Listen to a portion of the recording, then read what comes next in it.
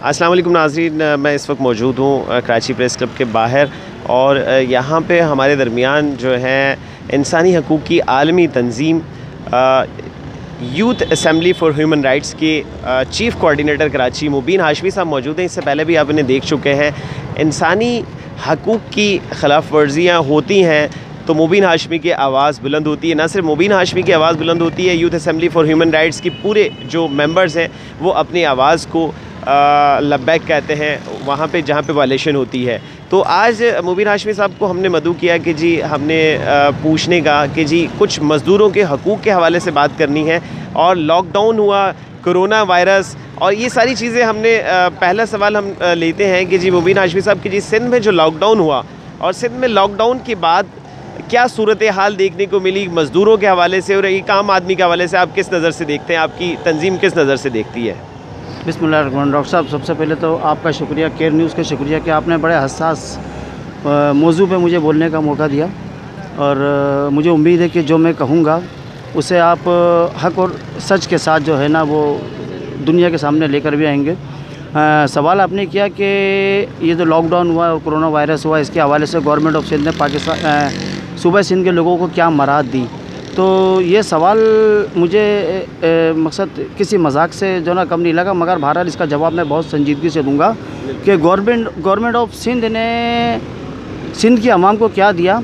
मैं यूँ कहूँगा कि ये जो गवर्नमेंट ऑफ सिंध के ये लोग जो इस वक्त, मैं इसे गवर्नमेंट ऑफ सिंध नहीं कहूँगा, मैं इसे एक टोला कहूँगा, मैं लूट मार करने वालों का एक टोला कहूँगा कि ये टोला जब से सिंध पर मुसल्लत है, काबिज़ है, जब से इसने सिंध के लोगों को जो ना ट्रैप कर रखा है। मैं समझता हूँ कि ये गवर्नमेंट में रहते हैं। पहले मेरा दादा MP रहा 4 बार, उसके बाद मेरा बाप 4 बार MP रहा और अब 4 बार मैं MP हूँ। मेरी नस्ल दर नस्ल जो है ना गवर्नमेंट ऑफ सिंध की जड़ों में बैठी हुई है। मैं हुकूमत में बैठा हुआ हूँ, मेरा कोई क्या बिगाड़ेगा मुझे। मकसद मुझ पर किसी को कुछ लेने और देने का जो ना कोई सवाल और जवाब पैदा ही नहीं होता। मुझसे सवाल पूछने की ज़रूरत किसको है? मुझसे सवाल पूछने की ज़रूरत किसको है? सिंध के लोगों को ये वडेरा शाही निज़ाम, ये वहाँ के MPA, ये वहाँ के MNA, ये वहाँ का हुकूमती टोला पहली बात तो इंसान नहीं समझता, जानवर समझता है। उसकी सबसे बड़ी मिसाल मकसद मैं जो दे रहा हूँ वो मिसाल सिर्फ हवा में तीर नहीं चला रहा हूँ, मैं इन तमाम बातों का आपको एविडेंस दूँगा। अंदरूनी सिंध में आज भी अगर कोई MPA कोई MNA किसी एक जगह से 4 बार मुंतखब होता है, 5 बार मुंतखब होता है, तो डॉक्टर साहब आज भी उस एरिए में इंसान और जानवर एक ही नहर में मुंह लगा के पानी पीते हैं। पीने का साफ़ पानी वहाँ मुहैया नहीं। तालीम के हवाले से वहाँ पे जुल्म ये है कि 5 जमातें 6 जमातें पढ़ने के बाद वहाँ पे रहने वाले को थ्रेट दी जाती है, धमकियाँ दी जाती है कि अगर आगे बच्चों को पढ़ाया तो घर को आग लगा देंगे। ऐसी कई फैमिलियाँ अंदरूनी सिंध से माइग्रेट करके कराची में आई हैं और मैं उन्हें सामने ला सकता हूँ।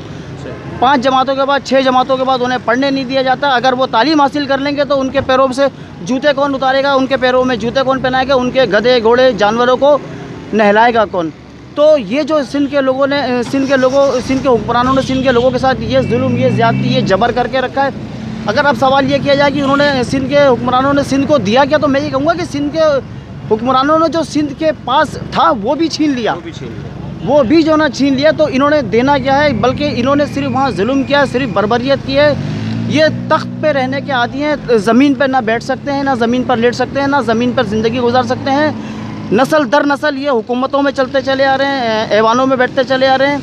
ये सियासत से हट कर ज़िंदगी नहीं गुजार सकते।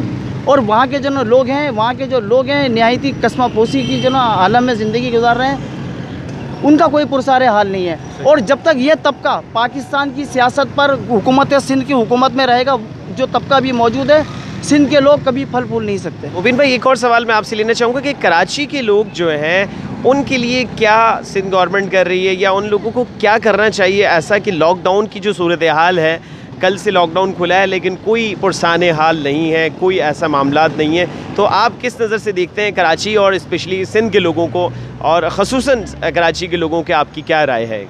देखिए, सिंध के हवाले से तो मैंने आपको बताया।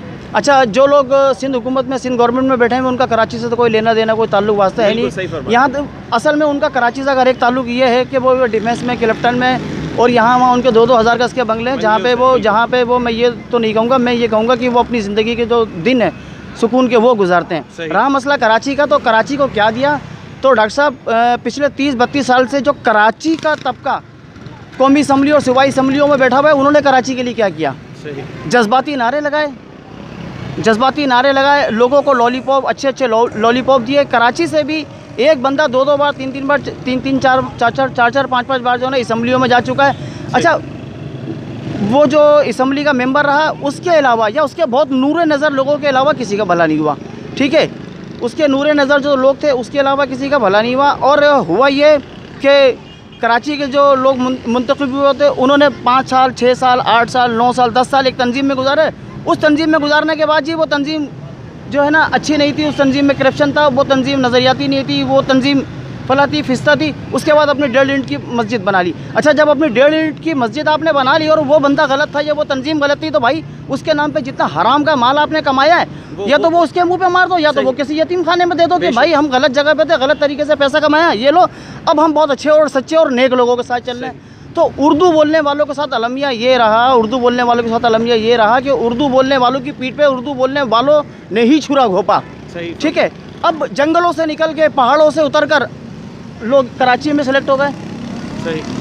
अपनों को कराची के लोगों ने अपना जो ना आजमा लिया था। अभी क्या हुआ, अब उर्दू बोलने वालों की हिमायती जमातों में 3-3, 4-4 दोनों ग्रुप बैठे हैं, मगर डॉक्टर साहब वो अना और बका की जंग लड़ रहे हैं। जिसकी उम्र को देखो 50, 55, 60 से ऊपर है, उसे पता कि मेडिकल पॉइंट ऑफ व्यू से मैं अभी नहीं तो 6 महीने बाद मर जाऊंगा, और वो घर में ज़िंदगी गुजार नहीं सकता। लिहाजा उसने अपने 4 लोगों को जमा किया, और 4 लोगों को जमा करने के बाद अपने आप को असाबी, सहाबी, कलंदर, पैगंबर, पैगंबर का नारा लगाया और कहा कि मैं इस कौम के लिए सच्चा हूँ, मैं इस कौम के लिए मुखलिस हूँ, और मेरे साथ आ जाओ। जो पिछले लोग थे वो गलत थे। तो भाई मेरे जो पिछले लोग थे, तो 30 साल आपने वहाँ पे ज़ाया क्यों किए?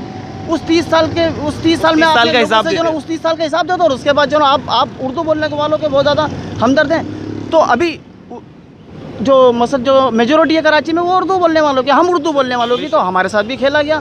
सिंध गवर्नमेंट हमारे साथ क्या करेगी, या वफाक क्या करेगी, जिन्हें हमने 32 सालों से वोट दिए, भाई उन्होंने कराची के लिए कुछ नहीं किया, और अब वो 1.5 ईंट की मस्जिद बना के हम देख लेते हैं कि वो कौन सा तीर मार लेते हैं।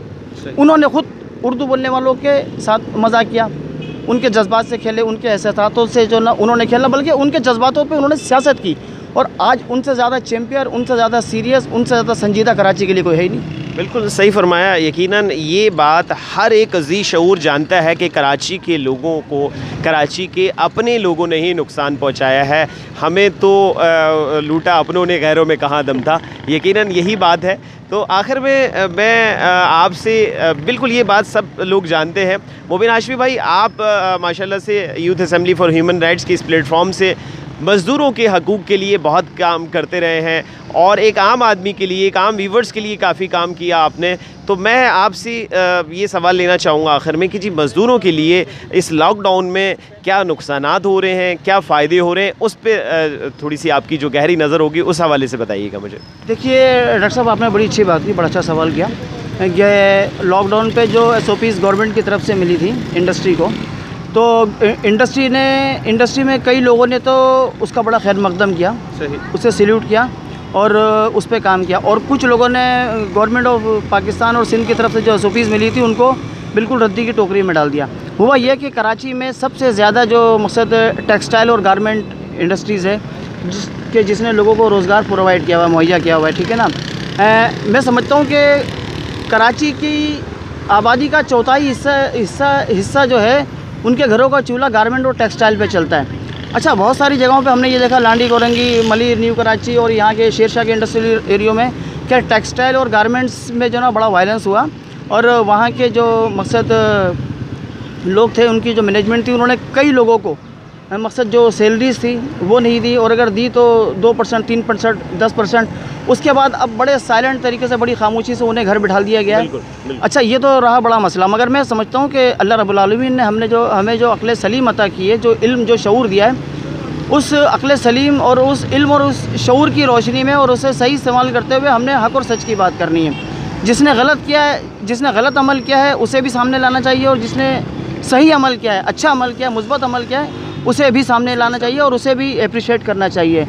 तो उसी तरीके से लांडी और कोरंगी के इंडस्ट्रियल एरिया में कई गारमेंट्स और टेक्सटाइल यूनिट्स ने अपने वर्कर्स का बड़ा ख्याल रखा है, जिसमें बिलखुसूस मैं नाम लेके बताना चाहूँगा कि denim group of companies Korangi में और इनके 4, 5, 6 नहीं तकरीबन 10 से ज़्यादा यूनिट्स हैं और 12 से 14 हज़ार वर्कर काम करते हैं। तो मार्च और अप्रैल का पूरा महीना लोग बैठे हुए थे और जब मई में लोग गए तो बड़े डिस्टर्ब थे, बड़े मेंटली जो ना वो डिस्टर्ब थे, बड़े परेशान थे।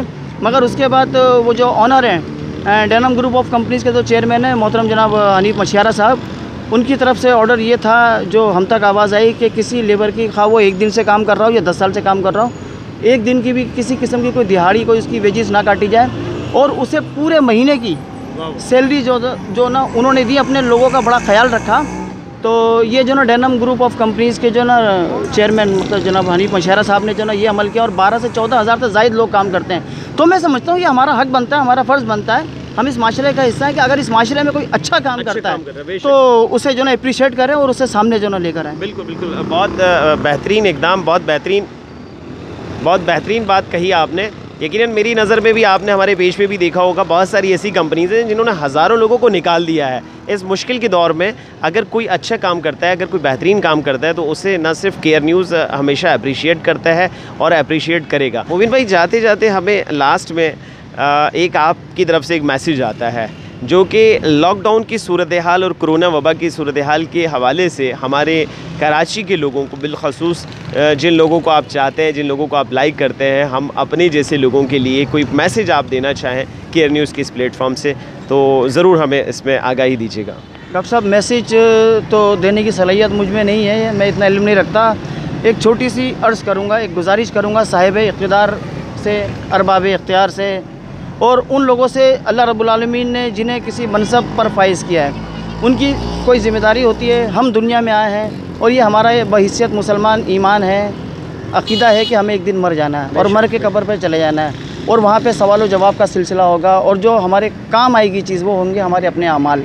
तो ना वहाँ हमारे कायद सामने होंगे, ना हमारे बानी सामने होंगे, ना हमारे चेयरमैन सामने होंगे, ना हमारा सेठ सामने होगा और ना ही तो जिन तंजीमों से हम वाबस्ता हैं या जो हमने क्राइटेरिया दुनिया में बनाया हुआ है अपने बड़ों का वो होगा। तो वहाँ जो है हमने अपने अमालों का जनाम वो अल्लाह रब्बुल आलमीन के हुजूर देना है। तो इस दुनिया में रहते हुए मैं समझता हूँ कि हमने हर वो मुस्बत वो पॉजिटिव काम करना है कि जो रोज़े महशर में हमारी बख्शिश का सामा बने। तो मैं समझता हूँ कि इस नफ्सा नफ्सी के आलम में, इस पूरा आशोब दौर में हमने हर वो अमल करना है कि जिससे हमारी आखिरत सवर जाए और हमारा रब हमसे राज़ी हो। बेहतरीन, एक बेहतरीन मैसेज यकीनन आपने सुना है मुबीन हाशमी भाई का कि जी हमने अपनी आखरत संवारनी है, हमने वो काम करना है जिससे अल्लाह और अल्लाह के रसूल राज़ी हो जाएं और इस लॉकडाउन में भी अपनों का भी ख्याल रखना है और अपना भी ख्याल रखना है और अपनों का भी ख्याल रखना है। बहुत शुक्रिया मुबीन भाई, आपने बहुत मुफीद बातें हमें बताई। यकीनन आपकी जो गहरी नज़र है एक ह्यूमन राइट्स के चीफ़ कोऑर्डिनेटर की हैसियत से, यूनाइटेड नेशन की रजिस्टर्ड बाकायदा तंजीम की हैसियत से आपने एक बेहतरीन मौजू छेड़ा और हुक्मरानों को भी जगाने की कोशिश की है। अल्लाह रब्बुल आलमीन से दुआ गो हूँ कि आप जैसे ही इंसानियत से मोहब्बत करने वाले लोगों को जगाए इस मुल्क में और अगर वो लोग हमारी खिदमत हासिल करना चाहते हैं तो केयर न्यूज़ हाजिर है। बहुत शुक्रिया। इस वीडियो को लाइक कीजिएगा, शेयर कीजिएगा और हमारे कमेंट ज़रूर कीजिएगा, बताइएगा कि हमने यकीनन उन लोगों के लिए आवाज़ बुलंद की है जो लोग यकीनन अप्रिशिएट के काबिल हैं, डेनम ग्रुप ऑफ कंपनीज़ और इसी तरह और बहुत सारे लोग। लेकिन उन लोगों को भी हम यहाँ हाईलाइट करेंगे कि जो लोग इस तरह की अपनी कंपनियों से लोगों को निकाल रहे हैं, वो एक काबिल तरदीद बात है। तो इस पे मैं अल्लाह रब्बुल आलमीन का शुक्रगुज़ार हूँ कि हमें हक़ और सच गोई का मौका मिलता है और हम केयर न्यूज़ से हमेशा उन लोगों की केयर करते हैं जो लोगों की केयर करते हैं। बहुत शुक्रिया।